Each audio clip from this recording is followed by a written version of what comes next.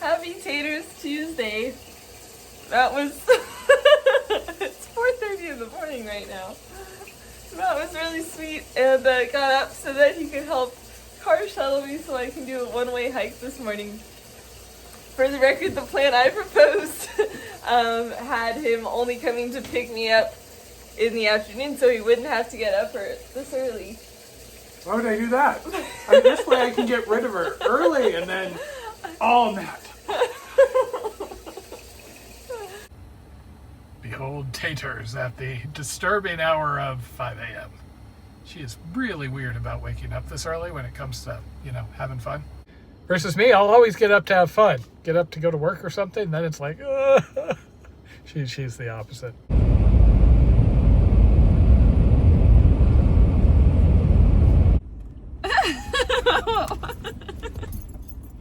Okay, thanks for giving me a ride. Oh gosh. Okay, I'll see you later. Why make everything so difficult?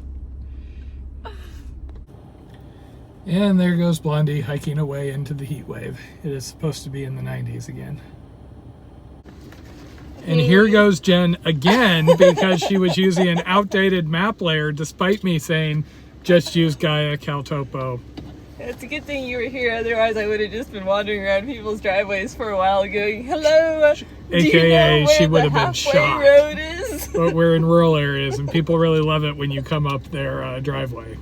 So unfortunately, while I can't get out and hike now, I'm only able to do a couple of miles, so I don't want to hold Jen back on something like this. I have been going every other day, and I would have been hiking yesterday, except I had another bad day, so I was basically in bed. I do like that Jen's getting out, though, even if we're having a bit of a heat advisory heat wave here, so she might have a little bit of a rough time if she runs late. But she survived Kansas in August. So we dropped my car over at the Oak Grove trailhead, and then I'm starting up the Halfway Road. Halfway Road starts out like a nice dirt road as we're going past the houses, but at least from what I saw, I think it's going to turn into a rough, like a truck trail or an ATV trail. Get me up into these hills here.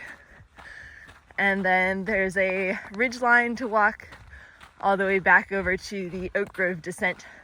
In the process, going over the Aguanga Mountain.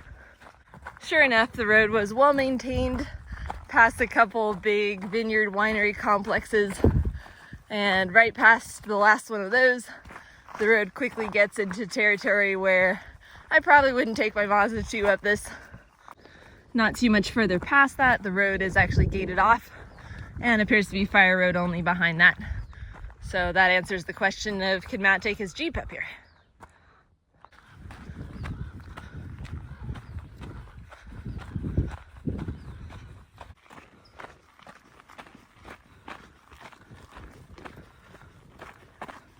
Similar to last Tuesday's hike, the idea is to get all the way up and down this before the hottest part of the day hits in mid-afternoon. The route is about 15 miles, and if it was somewhere a little cooler, a little moister, typically I would take about 2 liters of water for that length of a hike.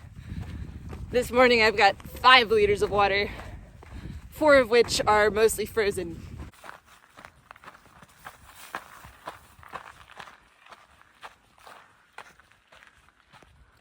The house that we're renting for the summer is one of these down here on the right side of the valley, one of the little buildings with the clumps of trees around it.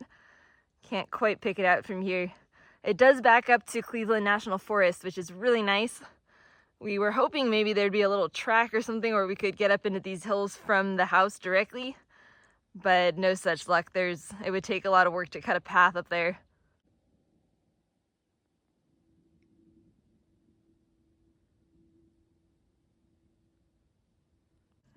Okay, so I just made a total rookie mistake, but it's the type of thing you probably learn better from experience, and although it's a common experience, I've been fortunate enough to never have this one happen. It was time for my breakfast and putting on sunscreen break, and I went to sit down here. Within about a minute, I was very much regretting that choice. But everything they say about those guys is true. I don't understand how so quickly they were managed to be and all of my clothes in my hair. Fortunately, no one came down this road in the last few minutes because I was dancing around frantically in the middle of it in my underwear trying to slap these guys off. And now I'm just gonna be scraping them off my clothes for a few minutes until I'm absolutely sure there are no more left, and then I will go find another spot for breakfast and sunscreen. So the marks don't actually look very bad at all, but they feel bad, okay? Still working on picking these guys off. It is really hard to get them off because their head is really latched into the material.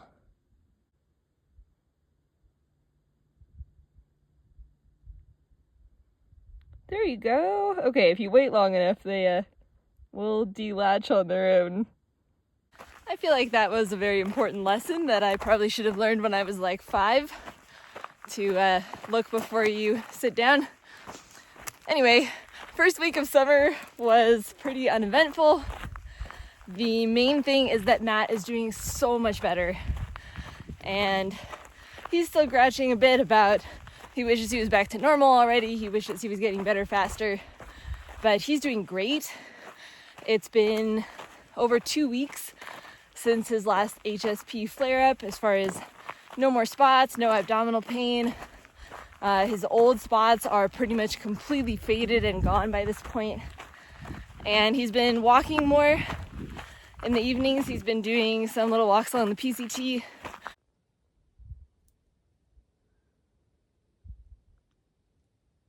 A couple days ago, we did an out and back hike together, 6 miles total to Eagle Rock along the PCT. And it felt really awesome to be back on the trail together, even for a short little section.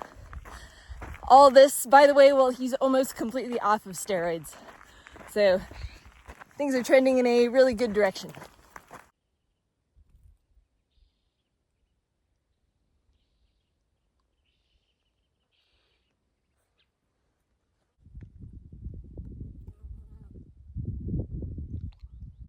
I just gained the ridge so we can see over to the south side. This is looking down at the Machakwal Valley, Lake Henshaw, and the Santa Isabel Reservation.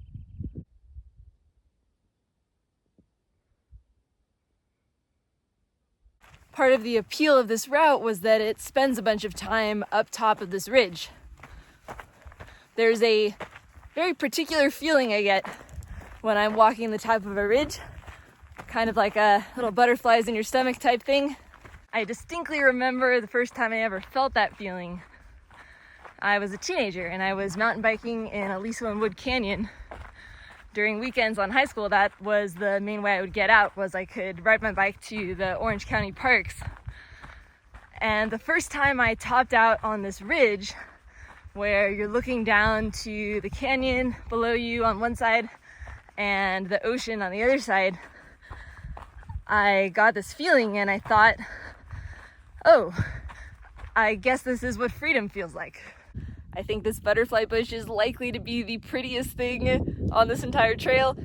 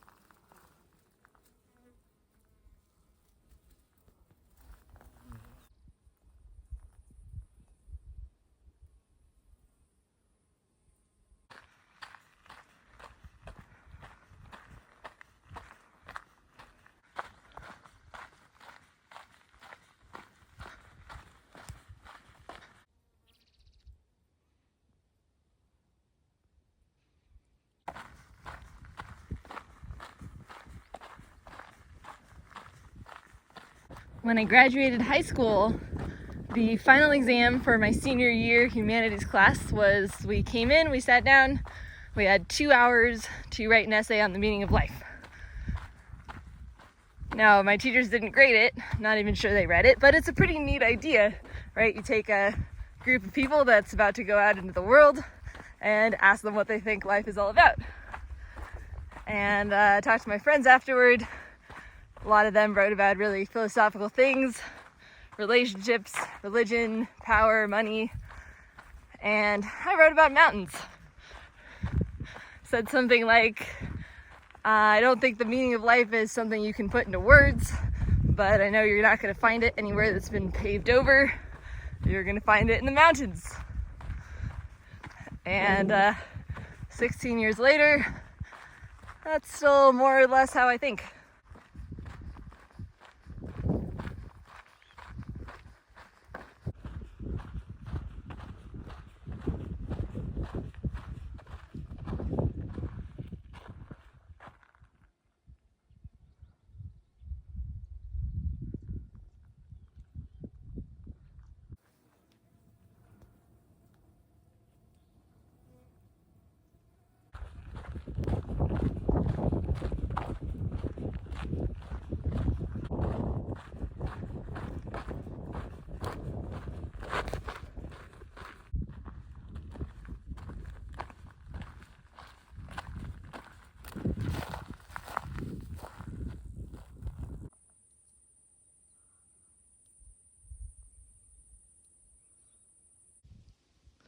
Okay, is it safe to sit here?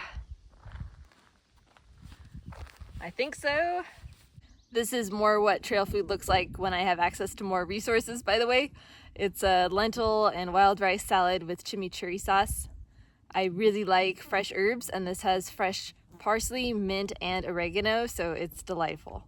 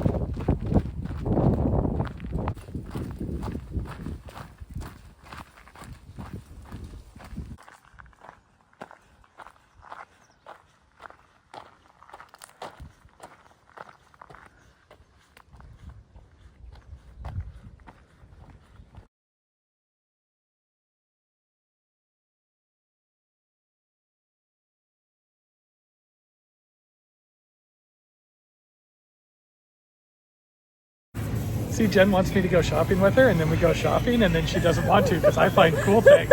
And then she's like, no, we're not eating glitter. Some of us eat glitter anyway.